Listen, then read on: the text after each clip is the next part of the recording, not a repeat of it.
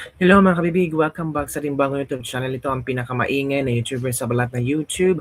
Ako si Kabibig, maglabag-labag na tao with evidence. Ako po kabibig. Ito lang ba? Ito lang yung mga komento ng mga netizen. Totoo ba na ang Japan Prime Minister ang nag-utos kay Sean Ferguson Fushiki? Halaka. Baka ito daw si Sean Ferguson Fushiki ay talagang sikretong inutusan ng Japan Prime Minister para tulungan si Pangulong Rodrigo Roa Duterte through United Nations. Baka naghanap daw ang Prime Minister ng Japan na isang tao na malakas ang kapit sa United Nations. At itong si Sean Ferguson Fushiki ang posibleng may malakas na kapit sa United Nations at may kapangyarihan, may will at tapang na magsumite ng sulat para ibulgar ang ginawa ng BBM admin kay Pangulong Rodrigo Roa Duterte. Hayag na ngayon ang mga di umano'y hindi magandang pangyayari sa Pilipinas, lalo na ang bribery, lalo na ang 20 million cash incentives ng mga congressman na bumoto sa di umano'y impeachment ni BP Sara. Nandoon sa sulat ni Sean Ferguson Fushiki na kanyang isinominiti na sa United Nations. Nako kabibig, posible kayang dinggin ng United Nations ang panawagan ni Sean Ferguson Fushiki na i-release na si Pangulong Duterte. Aside from yung kaso niya na hindi pa naman sangkop part ng ICC, matanda na si Pangulong Duterte. For humanitarian grounds ang nakita ni Sean Ferguson Fushiki. Pero alam nyo ba, ang DFA, pinababasura.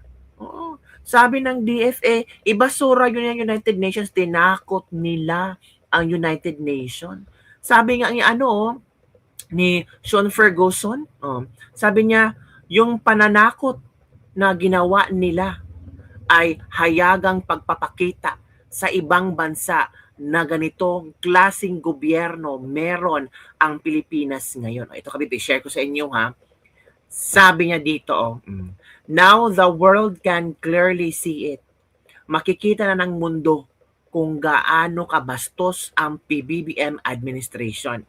A government so uncomfortable with criticism that it seeks to silence not only its own citizens and media, but even the voices of foreign nationals exercising freedom of expression in international forums and in democratic. Kasi parang hindi nagustuhan ni Fushiki ang ginawa ng DFA na para yatang sinasabi na baseless, puro haka-haka, fake news ang mga sinusulat ni Fushiki. So parang nagulat si Fushiki yang bakit ganito ang ang gobyerno? Ito yung nangyari sa Pilipinas ngayon. Takot ba kayo na malaman ng United Nations ang kababuyan at kabastusan ninyo, lalo na sa ginawa niyo sa mga Duterte? Ayon kay Fushiki, kung totoo umano na may pagtatangkang impluwensyahan o pigilan ang isang NGO submission sa UN, maituturing umano itong isa sa pinakamalaking diplomatic self-owns sa modernong panahon. Dagdag pa niya, ang pagdadala umano ng domestic-style intimidation tactics sa international community ay hindi raw nagpapakita ng lakas kundi ng insecurity. Nako, mas lalong malulugmok ang Pilipinas.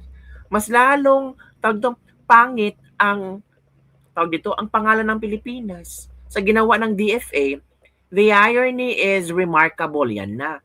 In attempting to deny accusations of political suppressions, they only reinforce the very concerns being raised. So, yan ang nakita ni Fushiki na para yatang tinatakot nyo ako, tinatakot nyo ang NGO namin, na kung ilalabas namin, kung tatanggapin na-archive na ito itong sulat ni sabi pa ng ilan na fake news yan. Bakit fake news? Ito na nagsasabi.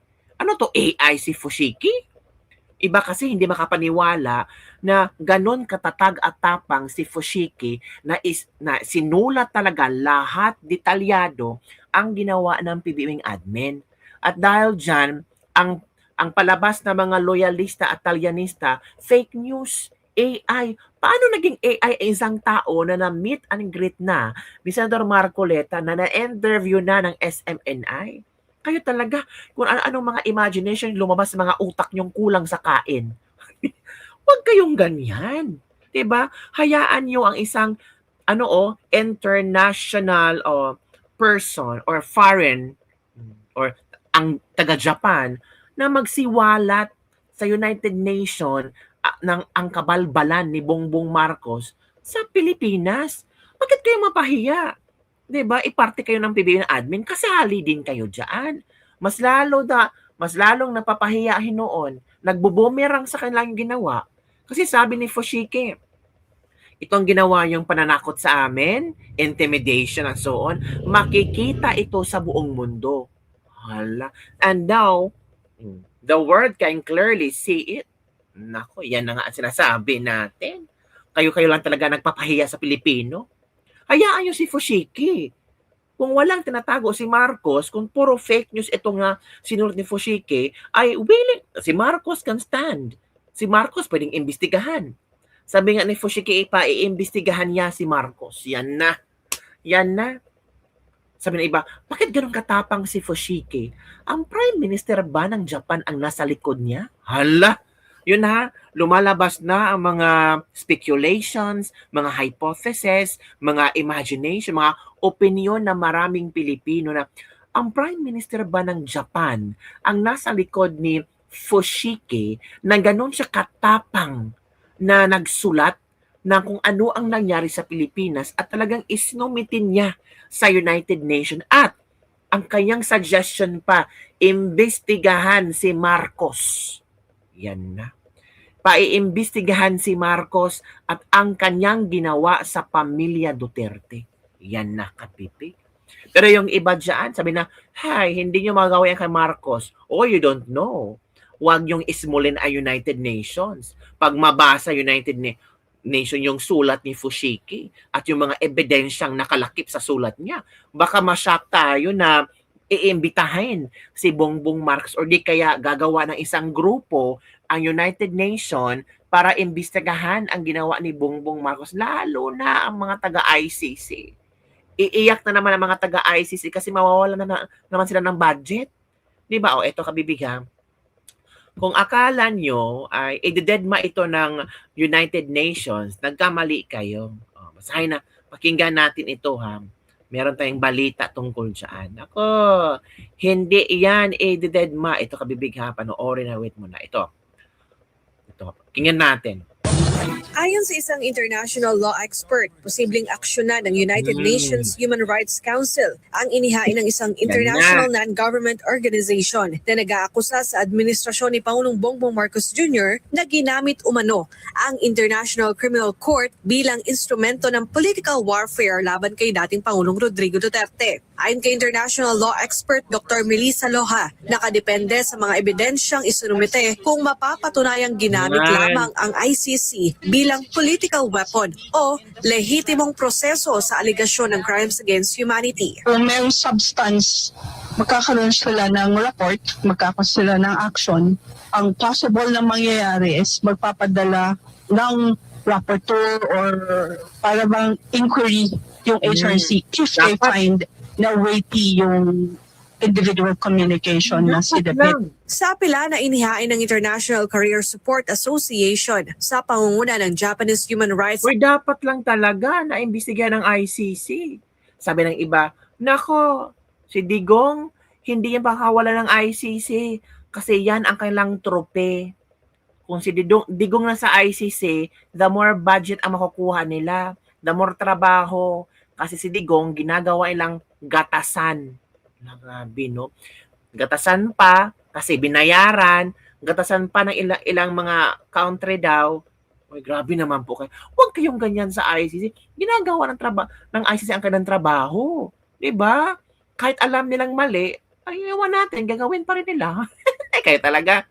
Kayo ha? Tingnan yan. advocate na si Shunichi Fujiki, inakusahan ng Pangulo ng umano'y korupsyon, bribery at mananabotahe sa 2028 elections. Ooh. Kasama rin sa mga alegasyon ang umano'y pagbebenta ng gold reserves ng bansa Yan at nga. paggamit sa ICC upang pabagsakin ang mga kalaban sa politika ng administrasyon. Kasabay nito ang panawagan na imbestigahan ang umano'y arbitrary detention ni Duterte at ang posibleng paglabag sa Rome Statute at iba pang international laws.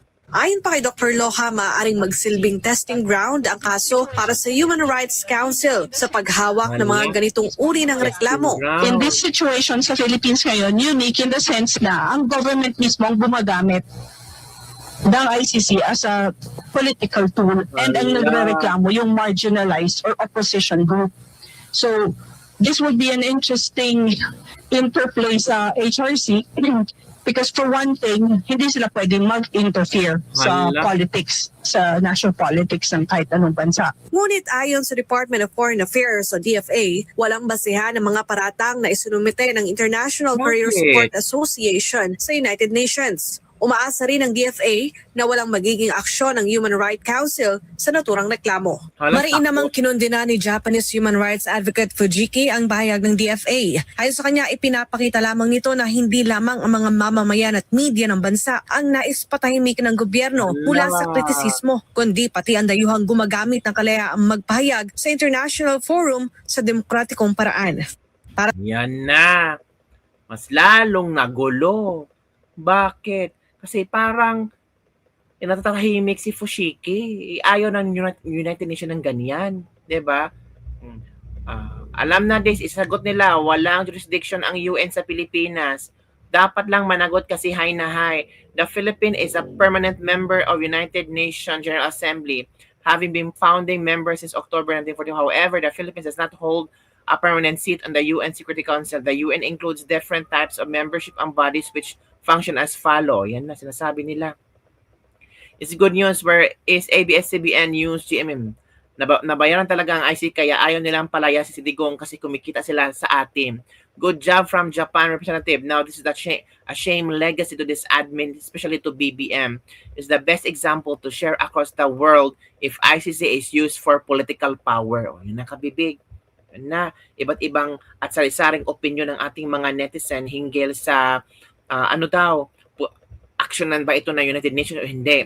Ano bang ginagamit nila sa pera na mula sa gold reserve ng Pilipinas na ibinenta ni Marcos? Ewan natin kabibig.